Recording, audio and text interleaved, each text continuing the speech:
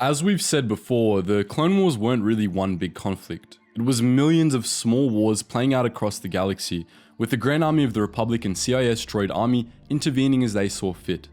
The nature of this conflict made the Clone Wars virtually inescapable. They were the culmination of 25,000 years of Republic history, a colossal flaring up of all manner of interplanetary tensions. Most systems were involved in some way, though there were a few that managed to stay out of it. But how could a world manage to keep itself out of such a universal conflict? In this video, we're going to be discussing the neutral systems of the Clone Wars to find out why.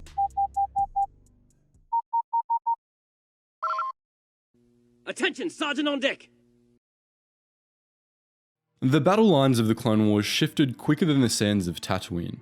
Many systems changed sides, either by force or by choice, over the course of the conflict.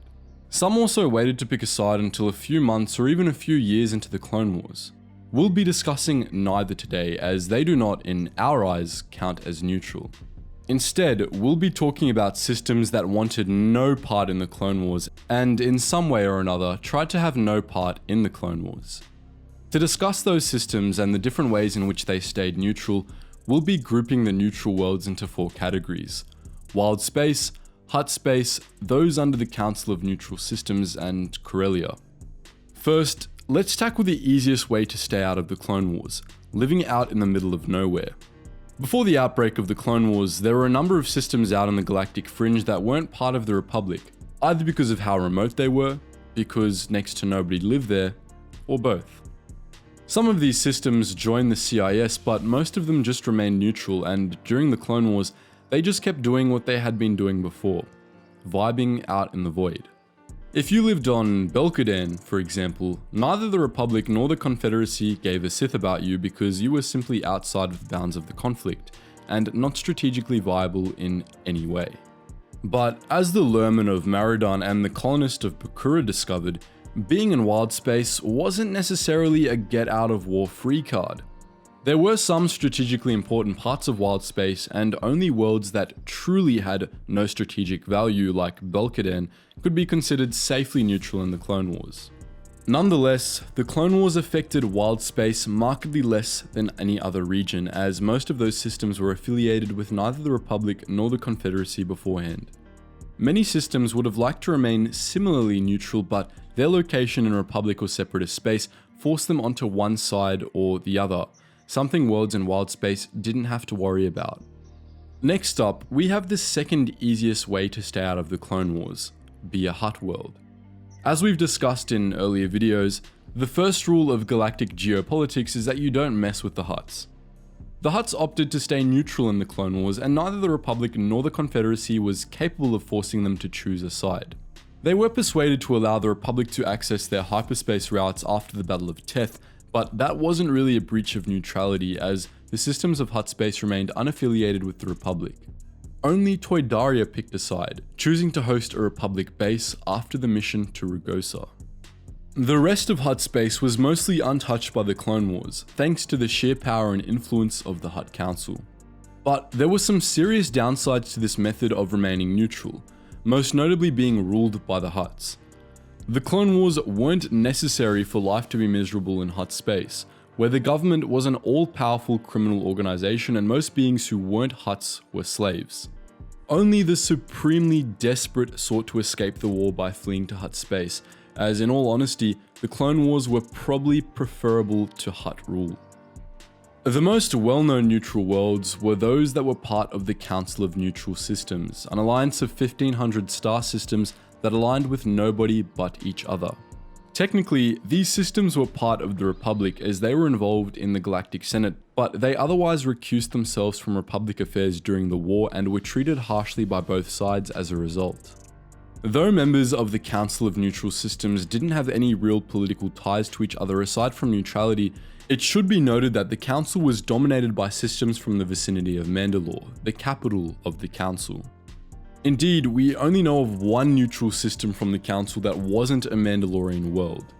Mandalorian space at that time was under the de facto control of the New Mandalorians, and it was the most well-known refuge for those who wished to escape the Clone Wars. Even though most of the Mandalorian worlds didn't care much for the new Mandalorians, most of them didn't care much for the Clone Wars either, and the new Mandalorian regime was powerful enough to keep the whole sector in the Council of Neutral Systems. Of course, as we all know, the new Mandalorian regime didn't last. Mandalore returned to its warrior roots halfway through the Clone Wars, and the rest of Mandalorian space followed suit, throwing the rest of the Council of Neutral Systems into chaos, as the Mandalorians essentially cut their former comrades off. But many of the rising Mandalorian factions didn't care for the Republic or Confederacy any more than the new Mandalorians had, and so Mandalorian space largely remained neutral, albeit in a state of civil war. The sector did formally secede and join the Confederacy when the Mandalorian protectors were dominant, but most of Mandalorian space continued to care little about the war, and it returned to neutrality once the Mandalorian protectors were all but wiped out. The only other member of the Council of Neutral Systems, as far as we know, was Taurus, a city planet near Mandalorian space. Taurus might give us a clue as to how the fall of the new Mandalorians affected the Council of Neutral Systems, as by the end of the war, it had become the headquarters of a whole Republic sector army. Clearly, their attempt to stay neutral didn't last, or was incomplete from the get-go. Since we don't know much about the other members of the Council, we're going to hazard a guess and say that most of them worked the same way, unfortunately for anyone who genuinely wanted to stay out of things. There was one last way to stay out of the Clone Wars, and that was to be Corellia. 16,000 years before the Clone Wars, the Corellian sector, a small cluster of 24 star systems under the rule of Corellia, had a clause inserted into the galactic constitution called Contemplanes Hermi. This clause made it possible for the Corellians, and only the Corellians, to recuse themselves from Republic affairs if they saw fit. Shortly before the outbreak of the Clone Wars, Senator Garm Bel Iblis did see it fit, and Corellia neglected to participate in Republic affairs for the duration of the Clone Wars. This clause came about during the Alsacan conflicts, 17 mostly Cold Wars that occurred sporadically between 17,000 BBY and 3017 BBY.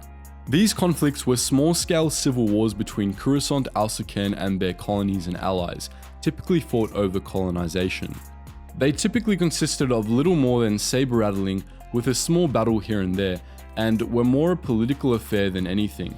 Nonetheless, the Corellians wanted no part in them. Each time an Alsacan conflict erupted, the Corellians and their colonies invoked Contemplanes Hermi and recused themselves, operating as the Corellian hegemony. In the 17th Alsacan conflict, the Corellian hegemony finally got involved, beating the heck out of both sides and negotiating a permanent treaty at sword point on the Senate floor, bringing an end to the Alsacan conflicts. Contemplanes Hermi wasn't the same as secession, for the record. When enacted, it closed the borders of the Corellian sector and withdrew the Corellian delegation from the Senate. This would essentially cut Corellia off from the Republic, but it would allow it to refuse to participate in efforts that it wanted no part in, especially wars. The Corellians were wary of participating in an interplanetary Republic military, and they didn't want to fight the CIS. As a result, they recused themselves from Republic affairs, allowing them to do neither and, in the process, keeping the Corellian worlds out of the Clone Wars. In this manner, the Corellians remained the most neutral out of all systems in the galaxy. Even the Council of Neutral Systems and the Wild Space worlds continued to trade with the Republic out of necessity, but the Corellian sector was self-sufficient enough to just cut the galaxy off for 3 years, which is exactly what they did. So that's how you remain neutral in a galactic scale conflict. You have an obscure legal clause that only applies to you, allowing you to do so. Good to know. It should be noted that the Clone Wars were the last time Corellia got away with pulling this stunt. Eliminating the concept of Contemplanes Hermi was one of the first things Palpatine did as Emperor, and under the Empire, the Corellians were once more forced to participate in the affairs of the Senate. None of the successor governments that followed the Empire re-implemented this clause for obvious reasons, though the Corellians did try to secede a few times after the fall of the Empire. So that's how neutral systems managed to stay out of the Clone Wars, but what do you think? Which of these systems would you have preferred to live on? Let us know in the comment section below. And if you're enjoying the music we're playing in this video and all the videos before, make sure you check out our Relax Jack playlist at the top of the description. And if you're just looking to join the wider Geetsly's community, join us on our Discord and our Geetsly's Gaming Network. Both of these links are also in the description below. Anyways guys, as always, thank you so much for watching and I hope to see you in the next video.